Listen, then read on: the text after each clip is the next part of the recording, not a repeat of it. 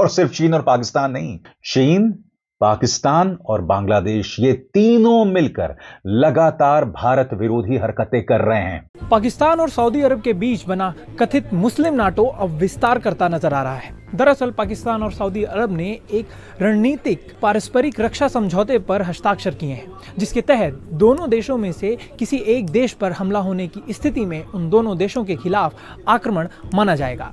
अब इस समझौते में तुर्की के शामिल होने की भी संभावना नजर आ रही है। पाकिस्तान के रक्षा उत्पादन मंत्री रजा हयात हराज ने इसकी पुष्टि की है। खास बात यह है कि इस मुद्दे पर बात करते हुए उन्होंने चीन का भी जिक्र किया और कहा कि सामरिक दृष्टि से चीन पाकिस्तान का करीबी मित्र है। इसी बयान के बाद यह सवाल उठने लगा कि क्या भविष्य में चीन भी इस मुस्लिम नाटो से किसी रूप में जुड़ सकता है या इसके समर्थन में आ सकता है। अब क्या है ये पूरा मामला, आइए आपको विस्तार से समझाते हैं। सऊदी अरब और पाकिस्तान की जोड़ी को अब एक और बड़े मुस्लिम देश का साथ मिल सकता है। खबरों के मुताबिक तुर्की इस गठबंधन में शामिल होने के लिए काफी उत्सुक है। ये तीनों देश मिलकर इस्लामिक नाटो नाम की एक खिचड़ी पका रहे हैं। दरअसल पिछले साल सऊदी अरब और पाकिस्तान के बीच एक अहम डिफेंस एग्रीमेंट हुआ था। इस समझौते के तहत अगर एक देश पर हमला होता है तो उसे दूसरे देश पर हमला माना जाएगा। यह व्यवस्था काफी हद तक पश्चिमी देशों के सैन्य संगठन नाटो के अनुच्छेद 5 जैसी है। भारत की निगाह से ये एक अच्छी खबर नहीं है। इन 3 चेहरों पर गौर कीजिए दोस्तों। सऊदी अरब के राजकुमार मोहम्मद बिन सलमान, पाकिस्तान के प्रधानमंत्री शहबाज शरीफ और टर्की के राष्ट्रपति एर्दोगन। क्या आप जानते हैं ये तीनों मिलके एक इस्लामिक नेटो बना रहे हैं? जी हां, जैसे कि पश्चिमी देशों और अमेरिका के बीच में नाटो अलायंस है, नॉर्थ अटलांटिक ट्रीटी ऑर्गेनाइजेशन, उसी तरह से ये 3 देश जो हैं एक गठजोड़ बना रहे हैं। और इसका मकसद क्या है? इसका मकसद यह है कि किसी एक देश पर हमला तीनों पर हमला माना जाएगा। सबसे बड़ी बात दोस्तों, हम नहीं भूले हैं कि ऑपरेशन सिंदूर के दौरान किस तरह से टर्की जो है वो पाकिस्तान को समर्थन दे रहा था, और अब सऊदी अरब हर गुजरते दिन के साथ पाकिस्तान के करीब आ रहा था। सबसे बड़ी बात, इसी मंच पर मैंने आपको बताया था कि कुछ महीनों पहले सऊदी अरब और पाकिस्तान के बीच में समझौता हुआ था, जिसमें यही चीज जो है शामिल थी कि एक देश पर हमला दूसरे देश पर हमला माना जाएगा। और अब ये तीनों मिलकर इस्लामिक नाटो बना रहे हैं। सबसे बड़ी बात दोस्तों, आपकी स्क्रीन पर यह है रूसी राष्ट्रपति व्लादिमीर पुतिन। क्या आप जानते हैं कि रूसी राष्ट्रपति व्लादिमीर पुतिन अब मालदीव्स, श्रीलंका और बांग्लादेश के साथ सहयोग बढ़ा रहे हैं? क्यों? क्योंकि ट्रंप से डरकर हम अब रूस से तेल नहीं खरीद रहे हैं, ईरान के साथ रिश्ते बर्बाद कर रहे हैं, हम अपनी अंदरूनी राजनीति में मुसलमानों के खिलाफ जहर उगलते हैं, खासतौर से भारतीय। अस्सलाम वालेकुम दोस्तों, नरेंद्र मोदी पाकिस्तान के लिए एक वरदान है। जो बातें हम दुनिया को बता रहे थे वो नरेंद्र मोदी ने करके बता दी। हम कह रहे थे कि ये मुसलमानों के दुश्मन है, अरबों को समझा कर थक के थे, लेकिन दोस्तों अरब वहां पर जाकर भारत में ही बैठ जाते हैं। लेकिन नरेंद्र मोदी का शुक्रिया अदा कीजिए कि उसने ऐसा अपने भारत को बिगाड़ दिया है 10 सालों में कि दोस्तों हमें कुछ बताने की जरूरत नहीं पड़ी और दुनिया ने हमें ही मानना शुरू कर दिया है। सऊदी अरब और पाकिस्तान के बाद अब तुर्की भी पाकिस्तान के साथ शामिल हो गया। और दोस्तों आज की जो खबर है उससे आप भी हैरान रह जाएंगे कि मुस्लिम नेटो में चाइना भी शामिल हो गया है, होने वाला है। दोस्तों एक ड्राफ्ट तैयार हो चुका है जो चाइना के कैपिटल में पहुंच चुका है, टर्की के, सऊदी अरब के और पाकिस्तान के। दोस्तों इसमें मुस्लिम नेटो के बारे में तमाम बातें लिखी हुई हैं और अगर इन सारे मुमालिक ने इसे अप्रूव कर दिया तो दोस्तों टर्की और चाइना शामिल हो जाएंगे। जब तक दोस्तों मैं ये वीडियो बना रहा हूँ अब तक तो पाकिस्तान और सऊदी अरब ही ऑफिशियली मेंबर हैं मुस्लिम नेटो के, लेकिन अगर टर्की आ जाता है या फिर दोस्तों आ जाता है आपका चाइना तो ये नेटो इतनी खतरनाक हो जाएगी कि दोस्तों दुनिया की बड़ी बड़ी पावर भी फिर मुस्लिम मुमालिक की तरफ देखने से पहले कतराएंगी। और भारत की तो दोस्तों ये समझे कि उल्टी गिनती अभी से ही शुरू कर दे। नमस्कार, मैं हर्ष कुमार और आप देख रहे हैं एनडीटीवी इंडिया।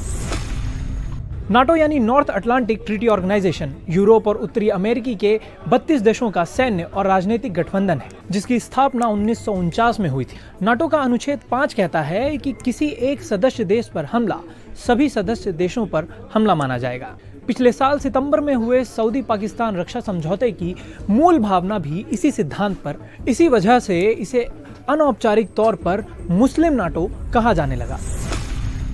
एक रिपोर्ट के मुताबिक पाकिस्तान के रक्षा उत्पादन मंत्री रजा हयात हर्राज ने बुधवार 14 जनवरी को पुष्टि की कि पाकिस्तान, सऊदी अरब और तुर्की के बीच एक त्रिपक्षीय रक्षा समझौते पर बातचीत अंतिम चरण में है। उन्होंने समाचार एजेंसी रॉयटर्स से कहा कि ये संभावित समझौता पिछले साल हुए द्विपक्षीय सऊदी पाकिस्तान समझौते से अलग होगा। इसे अंतिम रूप देने के लिए तीनों देशों की सहमति जरूरी है। हर्राज ने बताया कि इस समझौते का मसौदा तीनों देशों के पास मौजूद है और पिछले 10 महीनों से काम चल रहा है। इससे पहले तुर्की के विदेश मंत्री भी ऐसे समझौते की पुष्टि कर चुके हैं। तुर्की के इस संभावित जुड़ाव पर प्रतिक्रिया देते हुए रजा हयात हर्राज ने बीबीसी उर्दू से कहा, रणनीतिक दृष्टि से तुर्की, चीन, सऊदी अरब और अजरबैजान पाकिस्तान के करीबी मित्र देश हैं और सामरिक नीति के स्तर पर इनके साथ हमारे घनिष्ठ संबंध हैं। इस बयान के बाद ये अटकलें तेज हो गई हैं कि क्या चीन दीर्घकालिक रणनीति के तहत मुस्लिम नाटो को समर्थन दे सकता है। चीन इस कथित गठबंधन को धार्मिक कारणों से नहीं बल्कि पूरी तरह रणनीतिक कारणों से समर्थन दे सकता है। चीन की विदेश नीति धर्म नहीं बल्कि राष्ट्रीय हितों पर आधारित होती है। माना जा रहा है कि यदि यह गठबंधन आकार लेता है तो उसमें पाकिस्तान की केंद्रीय भूमिका हो सकती है। पाकिस्तान फिलहाल एकमात्र मुस्लिम बहुल देश है जिसके पास आधिकारिक रूप से परमाणु हथियार है और वह चीन का सबसे करीबी मुस्लिम साझेदार भी है। ऐसे में पाकिस्तान के प्रभाव वाले किसी गठबंधन से चीन को अप्रत्यक्ष रणनीतिक लाभ मिल सकता है। पॉइंट से समझते हैं। अमेरिका और भारत की क्षेत्रीय ताकत को संतुलित करना, तेल और गैस से समृद्ध मुस्लिम देशों के साथ सहयोग के जरिए ऊर्जा सुरक्षा, व्यापार और समुद्री मार्गों को सुरक्षित रखना, शिनजियांग, ताइवान और मानवाधिकार जैसे मुद्दों पर कूटनीतिक समर्थन। अब यहाँ पे सबसे अहम बात यह है कि चीन को धार्मिक विरोधाभासों की परवाह नहीं है। घरेलू स्तर पर उइगर मुस्लिम पर सख्ती के बावजूद विदेशी नीति में वह शक्ति, स्थिरता और हितों को प्राथमिकता देता है। कुल मिलाकर चीन मुस्लिम अब इसी समझौते में तुर्की भी शामिल होना चाहता है। रिपोर्ट्स के मुताबिक इस मुद्दे पर लगातार बैठकों और बातचीत का दौर चल रहा है। जानकारों का मानना है कि ये गठबंधन किसी अचानक फैसले का नतीजा नहीं बल्कि धीरे धीरे स्वाभाविक रूप से आकार ले रहा है, क्योंकि दक्षिण एशिया, मिडिल ईस्ट और अफ्रीका के कुछ हिस्सों में तुर्की, सऊदी अरब और पाकिस्तान के रणनीतिक और सैन्य हित एक दूसरे से मेल खाते हैं। पाकिस्तान के रक्षा उत्पादन मंत्री रजा हयात हर्राज ने इस गठबंधन की पुष्टि करते हुए एक बड़ा बयान दिया।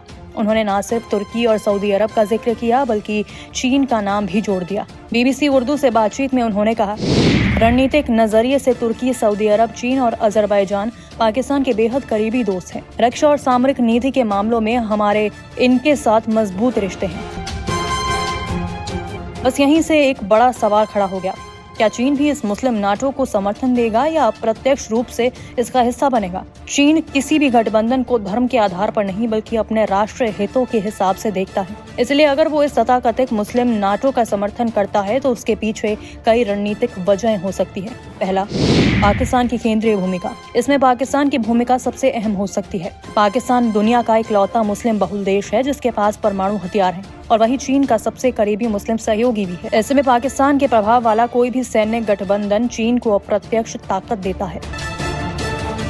दूसरा, अमेरिका और भारत को संतुलित करना। चीन इस गुट के जरिए अमेरिका नेतृत्व वाले नाटो और भारत की बढ़ती क्षेत्रीय ताकत को बैलेंस कर सकता है।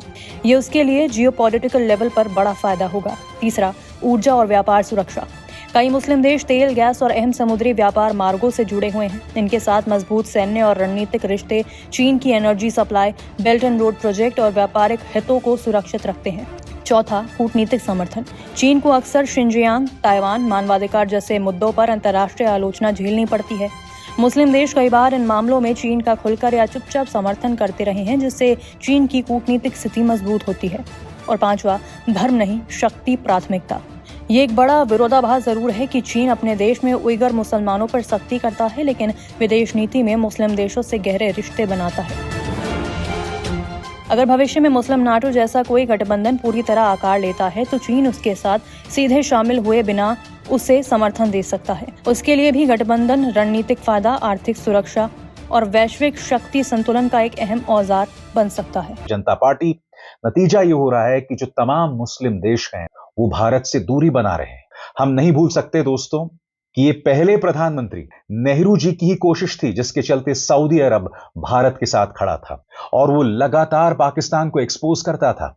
आज पिछले 11 सालों की जो विदेश नीति है उसका परिणाम यह हो रहा है कि सऊदी अरब, टर्की और पाकिस्तान मिलकर इस्लामिक नाटो बना रहे हैं। मैं आपसे एक सवाल पूछना चाहता हूं। रूस अब भारत की तरफ नहीं, मालदीव्स, श्रीलंका और बांग्लादेश की तरफ देख रहा है। चीन वैसे ही हमारे उत्तर या हमारे पूर्व की तरफ बैठा हुआ है, हमें लगातार परेशान कर रहा है। पाकिस्तान वो किसी भी कीमत पर हमारा दोस्त नहीं हो सकता और ऊपर से अब वो गठजोड़ बना रहा है टर्की और सऊदी अरब के साथ। आपको अंदाजा है पिछले 11 सालों में भारत की विदेश नीति किस तरह से रसातल में गई है, किस तरह से हम लगातार एक के बाद एक इस तरह के झटके महसूस कर रहे हैं। क्या कोई विश्व गुरु से सवाल करेगा?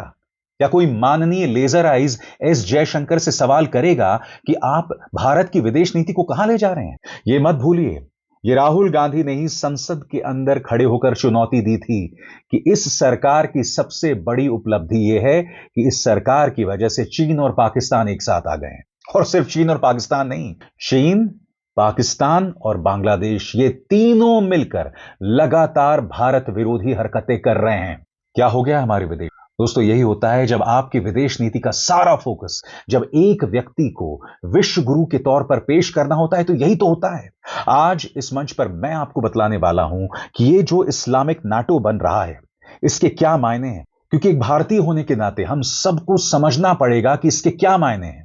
आखिर सऊदी अरब में ऐसा क्या है कि वो एक इस्लामिक नाटो बना रहा है, पाकिस्तान में ऐसा क्या है और टर्की में ऐसा क्या है, और ये तीनों आकर जब मिल जाते हैं तो इनकी कैसी ताकत सामने उभर कर आती है और भारत के लिए यह क्यों चिंताजनक बात है? भारत को क्यों आगाह रहना पड़ेगा? प्रॉब्लम यह है दोस्तों, एक अरसे से जब हमारा सारा फोकस प्रधानमंत्री नरेंद्र मोदी को महान बताने में हो, उन्हें विश्वगुरु बनाने में हो, तो इन बुनियादी चीजों की तरफ हमारा ध्यान ही नहीं जाता। माननीय एस जयशंकर ने एक इंटरव्यू में खुद को हनुमान बता दिया था। देखिए, धर्म में अटूट विश्वास से, हमारे जो धर्मशास्त्र हैं उनमें अटूट विश्वास होना चाहिए, उसे कोई नजरअंदाज नहीं कर रहा है। मगर विदेश नीति अलग ढंग से चलाई जाती, उसमें यथार्थवादी यानी प्रैग्मेटिक होना पड़ता है, उसमें रियल पॉलिटिक का योगदान होता है। यानी कि कई बार रियल पॉलिटिक यानी कई बार ऐसी राजनीति जो असहज करने वाली है, जो दूरगामी परिणाम को देखकर जो है उठाई जाती है। मगर इस सरकार में विदेश नीति क्या है कोई नहीं जानता। दाएं हाथ को नहीं पता कि बायां हाथ क्या कर रहा है। अभी हाल ही में हमने चाबहार बंदरगाह परियोजना, जिस पर इतना पैसा लगा था, उससे अब हम धीरे धीरे हाथ खींच। ब्रिक्स के तमाम देश, वो ब्रिक्स जिसकी अध्यक्षता भारत कर रहा है, ब्रिक्स के जितने भी देश थे दोस्तों, उनकी एक नौसेना ड्रिल हो रहा था, नौसेना अभ्यास हो रहा था, भारत ने उसमें से भी हाथ खींच दिया। सबसे शॉकिंग बात, भारत जो है इसमें वो अपना पर्यवेक्षक यानी ऑब्जर्वर भी नहीं भेज रहा है। मैं ये नहीं समझ पा रहा हूं दोस्तों कि आखिर हमारी विदेश नीति का फैसला कर कौन रहा है। मगर जैसे कि कुछ देर पहले मैंने आपको बताया था, ये जो इस्लामिक नाटो वजूद में आ रहा है, इसके क्या मायने हैं, इसे हमें समझने की जरूरत है। अब सरल शब्दों में मैं आपके सामने कुछ सवाल उठाऊंगा और फिर उन सवालों के जवाब दूंगा। गौर फरमाइए। सबसे पहला सवाल, आखिर ये इस्लामिक नाटो है क्या? तुर्की, पाकिस्तान और सऊदी अरब के बीच में ये जो सहयोग हो रहा है, इसके क्या मायने हैं? तो सरल शब्दों में आपकी स्क्रीन पर। त्रिपक्षीय समझौता असल में तुर्की, पाकिस्तान और सऊदी अरब के बीच बातचीत में चल रहा एक ड्राफ्ट रक्षा समझौता है। मकसद है सुरक्षा सहयोग, हथियार डिफेंस इंडस्ट्री में मिलकर काम करना और राजनीतिक तौर पर एक ढीला सा इस्लामिक नाटो जैसा सुरक्षा ढांचा बनाना। और सबसे बड़ी बात दोस्तों, इस ढांचे की जो रीढ़ है वो इन तीनों देशों की ताकत है। क्या क्या, उस पर गौर फरमाएं। सऊदी पैसा, पाकिस्तानी परमाणु ताकत और तुर्की की सैन्य क्षमता। अगर ये ठोस रूप ले लेता है तो तुरंत भारत की सुरक्षा स्थिति नहीं बदलेगी, लेकिन लंबी अवधि में यह पाकिस्तान के इर्द गिर्द एक अमैत्रीपूर्ण त्रिकोण को मजबूत कर रहा है जो भारत के पक्ष में नहीं है और भारत की रणनीति और कूटनीति पर दबाव बढ़ा सकता है। यह त्रिपक्षीय समझौता जो इन तीन देशों के बीच में हुआ है, इसके क्या मायने हैं? What is this trilateral agreement? In simple words on your screen. सितंबर 2025 में पाकिस्तान और सऊदी अरब ने पहले ही एक स्ट्रैटेजिक म्यूचुअल डिफेंस एग्रीमेंट यानी SMDA साइन किया था।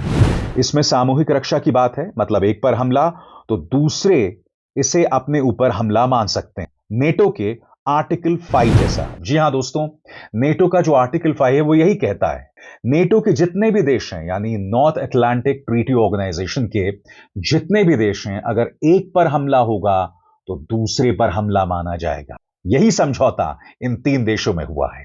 आगे अब तुर्की इस ढांचे में शामिल होने की एडवांस बातचीत में करीब 10 महीनों की बातचीत के बाद एक ड्राफ्ट तैयार होकर तीनों देशों की राजधानियों में साझा किया जा चुका है। अब अगला सवाल, ये तीनों मिलकर आखिर क्या बनाना चाहते हैं? गौर फरमाएं। खुले तौर पर कहा जा रहा है कि तीनों अपनी अलग अलग ताकत जोड़ेंगे। सऊदी अरब का पैसा और राजनीतिक असर, पाकिस्तान परमाणु और मिसाइल क्षमता प्लस सैन्य मैन पावर। तुर्की की बात करें तो नेटो स्टाइल की बड़ी सेना, ड्रोन और डिफेंस इंडस्ट्री। मीडिया और विश्लेषक इसे मुस्लिम नाटो यानी इस्लामिक नाटो कह रहे हैं। यह अभी पूरा सैन्य गठबंधन नहीं है, लेकिन ज्वाइंट प्लानिंग, हथियार निर्माण, ट्रेनिंग और आपसी डेटरेंस की दिशा में एक फ्रेमवर्क माना जा रहा है। इसमें सऊदी अरब को पाकिस्तानी न्यूक्लियर छाते के नीचे सुरक्षा मिलने जैसी चर्चाएं भी शामिल है। मगर आपके जहन में सवाल होगा, ये तीनों देश आखिर ये सहयोग क्यों कर रहे हैं? ये गठजोड़ क्यों कायम हो रहा है? ये इस्लामिक नाटो आखिर क्यों बन रहा है? तो आपके स्क्रीन पर मध्य पूर्व की अस्थिरता, अमेरिका ईरान तनाव, इस्राएल के हमले और अमेरिका की सुरक्षा गारंटी पर बढ़ता संदेह। इसलिए ये देश अपनी खुद की समानांतर सुरक्षा व्यवस्था बनाना चाहते हैं। तुर्की खुद को पैन इस्लामिक सुरक्षा खिलाड़ी के रूप में स्थापित करना चाहता है। पाकिस्तान को रणनीतिक गहराई और फंडिंग चाहिए। सऊदी अरब ईरान और इस्राएल के मुकाबले लेवरेज चाहता है, बिना खुद परमाणु बम बनाए। अब जाहिर सी बात है, हर भारतीय के जहन में सवाल है कि इसका असर भारत पर क्या पड़ने वाला है। तो चलिए एक एक करके एक एक बिंदु आपकी स्क्रीन पर आ रहा है। सबसे पहले सैन्य संतुलन और पाकिस्तान की स्थिति। पाकिस्तान को राजनीतिक समर्थन, पैसा और टेक्नोलॉजी मिल सकती है, जिससे उसका आत्मविश्वास और भारत केंद्रित रुख मजबूत हो सकता है। भले ही समझौता औपचारिक तौर पर मध्य पूर्व पर केंद्रित बताया जा रहा है, अगर कभी सऊदी रक्षा के लिए पाकिस्तानी न्यूक्लियर समझ व्यवहार में आया तो यह पाकिस्तान की कुल परमाणु हैसियत को अप्रत्यक्ष रूप से बढ़ाता है, जो भारत की दीर्घकालिक रणनीति को जटिल बनाता है। अब जैसे मैंने बताया, इसका फोकस बेशक मिडिल ईस्ट है, मगर आप जानते हैं कि पाकिस्तान का सैन्य टकराव सिर्फ एक देश से होता है। कौन सा देश? भारत। अब जाहिर सी बात है कि भारत के साथ अगर ऑपरेशन सिंदूर 2 हुआ और अगर पाकिस्तान को सऊदी अरब से पैसा और तुर्की से तमाम सैनिक साजो सामान मिलेगा, तो आप खुद बताइए भारत पर इसका क्या असर पड़ सकता है। इसलिए यह मुद्दा बहुत अहम हो जाता है। अब दूसरा सवाल, कूटनीतिक और भू राजनीतिक चुनौती। तुर्की पाकिस्तान सऊदी का एक संस्थागत सा ब्लॉक बनना कश्मीर और ओआईसी जैसे मुद्दों पर भारत के लिए मुश्किलें बढ़ा सकता है, क्योंकि अंकारा और इस्लामाबाद पहले से ही मुखर हैं। हालांकि भारत के सऊदी अरब और यूएई से ऊर्जा, निवेश और प्रवासी भारतीयों के कारण मजबूत रिश्ते हैं, जो दिल्ली को काउंटर लेवरेज देते हैं। जी हां दोस्तों, आप जानते हैं कि अरसे से लगातार तुर्की और भारत के बीच में तनाव बढ़ रहे हैं। इसके अलावा पाकिस्तान से हमारे रिश्ते कभी भी ठीक नहीं रहे। ऊपर से सऊदी अरब, जिनके साथ हमारे लंबे रिश्ते रहे, मगर जिस तरह से मौजूदा सरकार यानी भारतीय जनता पार्टी सरकार, उसके नेता मुसलमानों के खिलाफ जहर उगलते हैं, सऊदी अरब के नागरिकों में, वहां के मूल नागरिकों में इसको लेकर असहजता है, डिस्कंफर्ट है। और स्वाभाविक सी बात है, ये तमाम चीजें किसी भी कीमत में भारत के लिए सही नहीं हो सकती। अगला मुद्दा, डिफेंस इंडस्ट्री और हथियारों की सप्लाई। तुर्की के ड्रोन और मिसाइल पाकिस्तान को बड़े पैमाने पर मिल सकते हैं, जिससे एलओसी और अरब सागर में पाकिस्तान की निगरानी और स्ट्राइक क्षमता बढ़ेगी। जॉइंट रिसर्च एंड डेवलपमेंट और उत्पादन से पाकिस्तान को उन्नत नौसैनिक और वायु प्रणालियां सस्ती पड़ सकती हैं, जिससे भारत को अपनी बढ़त बनाए रखने के लिए तेजी से मॉडर्नाइजेशन यानी आधुनिकीकरण करना पड़ेगा। तो देखा आपने भारत के लिए कितनी मुश्किलात बढ़ रही हैं। हर गुजरते दिन के साथ भारत के लिए चुनौती बढ़ेगी। भारत को अब अपना रक्षा बजट और बढ़ाना पड़ेगा, वहां पर R&D पर जोर देना पड़ेगा, क्योंकि इस गठबंधन का हिस्सा होते ही पाकिस्तान की सैन्य क्षमता जो है वो लगातार बढ़ रही है, और भारत के लिए किसी भी कीमत पर यह एक सही खबर नहीं है। तो आपके जहन में एक सवाल होगा दोस्तों कि भारत को क्या करना चाहिए। सरल शब्दों में आपकी स्क्रीन पर। भारत इस पूरे घटनाक्रम पर नजर रखे हुए है। कूटनीतिक और खुफिया स्तर पर संभावित कदम, अमेरिका, फ्रांस और यूएई जैसे रणनीतिक साझेदारों से रिश्ते और गहरे करना, खाड़ी देशों के साथ आर्थिक और प्रवासी संबंधों का इस्तेमाल कर उन्हें पूरी तरह विरोधी खेमे में जाने से रोकना, स्वदेशी रक्षा उत्पादन और सैन्य आधुनिकीकरण तेज करना, ताकि पाकिस्तान को इस त्रिकोण से, इस गठबंधन से मिलने वाले किसी भी लाभ का संतुलन किया जा सके या फिर उस लाभ को कुंद किया जा सके, उसकी धार को कुंद किया जा सके। तो देखा आपने, हर गुजरते दिन के साथ रोज भारत की नाकाम विदेश नीति की खबरें आ रही हैं। कहीं हम रूस से तेल खरीदना बंद कर देते हैं, कहीं हम ईरान के साथ चाबहार बंदरगाह परियोजना से हाथ खींचने की तैयारी शुरू कर देते हैं, और इसको लेकर भी हम अमेरिका से इजाजत मांगते हैं। क्या आपको अंदाजा है कि भारत को इसका कितना नुकसान होने वाला है? और सबसे बड़ी बात, मैं आपसे एक सवाल पूछना चाहता हूं, चाइना से अब तक क्या अमेरिका ने एक भी कदम उठाने के लिए कहा है कि आप ये मत करो, आप वो मत करो? यहां तो ऐसा लग रहा है कि प्रधानमंत्री नरेंद्र मोदी पहली बात तो डोनाल्ड ट्रंप से मिलना ही नहीं चाहते, दूसरी बात बगैर कहे इस तरह का दबाव भारत पर साफ तौर पर नजर आ रहा है। और मैं समझना चाहता हूं क्यों। भाई, जब चीन अमेरिका के प्रति जवाबदेह नहीं है तो भारत क्यों बन रहा है जवाब? सबसे बड़ी बात, भारत जो है अपने पुराने दोस्तों को खुद से दूर कर रहा है। और आपके सामने इस खबर पर गौर कीजिएगा, पुतिन का यह बयान जिसमें उन्होंने कहा है कि मैं दक्षिण एशियाई देशों के साथ सहयोग बढ़ाऊंगा, और इसमें वो बात कर रहे हैं श्रीलंका की, बांग्लादेश की और मालदीव्स की। सुनिए पुतिन क्या कह रहे हैं। अब जाहिर सी बात है कि हमने रूस से तेल खरीदना बंद कर दिया, और इसका भी असर कहीं ना कहीं तो रशिया पर पड़ेगा ना। ये दुनिया देख रही है कि पिछले 11 सालों में हम विदेशों में जाकर रॉक कॉन्सर्ट्स तो करते हैं प्रधानमंत्री नरेंद्र मोदी, और उन रॉक कॉन्सर्ट्स में ट्रंप के लिए वोट भी मांगते हैं। कोरोना के शुरुआत में ट्रंप को बुलाया भी जाता है, मगर वो ट्रंप क्या करता है? 50% का टैरिफ हमारे चेहरे पर मार देता है। हमारे प्रधानमंत्री नरेंद्र मोदी के मुंह से एक बार भी एक शब्द नहीं निकलता है उनके खिलाफ। वो ट्रंप जो लगातार भारत की तौहीन करते रहे। अब आप मुझे बताइए, ये जो मुद्दे मैं आपके सामने रख रहा हूं, ये देश हित में है या नहीं? क्या कर रहा है ये शख्स?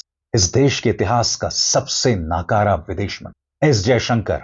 हां, इस सरकार में अच्छी अंग्रेजी बोलने वाले मंत्री हैं, मगर अव्वल दर्जे का अहंकारी आदमी। सबसे शॉकिंग बात, ये वो व्यक्ति है जो चीन में एम्बेसडर रह चुका है, अमेरिका में काम कर चुका है। जब अमेरिका के साथ न्यूक्लियर डील को लेकर पूरी बातचीत चल रही थी मनमोहन सिंह और जॉर्ज डब्ल्यू बुश के बीच में, उस वक्त इस व्यक्ति ने अहम किरदार निभाया था। यह व्यक्ति सरकारी तंत्र में मौजूद था, बावजूद इसके यह व्यक्ति अपना तजुर्बा, अपना एक्सपीरियंस नहीं ला रहा है। क्यों? क्योंकि जब सारा फोकस एक व्यक्ति के महिमा मंडन में होता है ना दोस्तों, तो यही होता है। अब आप बताइए, जो तमाम बातें मैंने आपके सामने रखी हैं वो सही हैं या गलत, देश हित में हैं या नहीं? मेरी इन बातों पर गौर कीजिएगा दोस्तों। मैं जानता हूं मैं कड़वा बोलता हूं, मगर आप भी जानते हैं मैं सच